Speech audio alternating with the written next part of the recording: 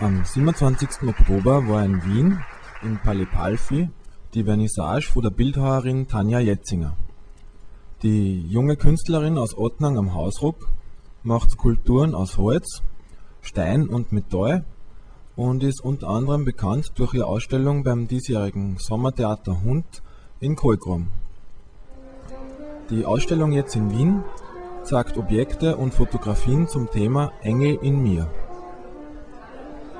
Nach der Eröffnung durch die ehemalige Europaabgeordnete und jetzige Bezirksvorsteherin vom 1. Bezirk, Ursula Stenzel, haben wir Gelegenheit gehabt, uns die Exponate direkt von der Künstlerin erklären zu lassen.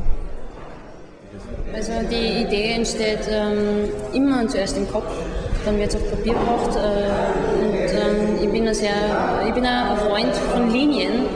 Und ich wollte einfach wirklich nur mehr Linien machen und da ist mir die Ausstellung sehr entgegengekommen.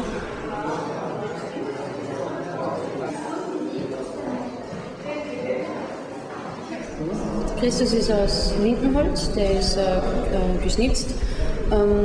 Was dahinter steht ist, Christus hat die ganzen Sünden auf sich genommen, diese ganze Last ist aber immer mehr geworden statt weniger, weil er uns eigentlich erlösen wollte.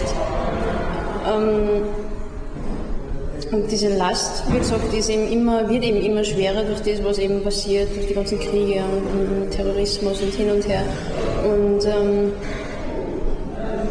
durch das druckt es vom Kreuz sozusagen und reißt ihm direkt die Arme vom Körper.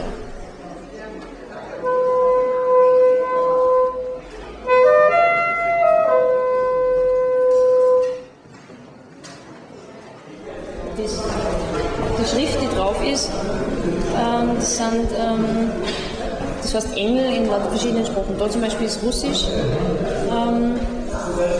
weil Engel allgegenwärtig sind.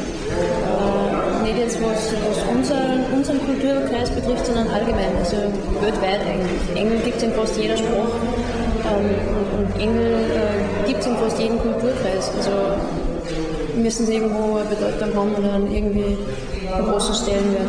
Deswegen war es auch für mich einmal ein Thema, mich wirklich einmal intensiv damit auseinanderzusetzen.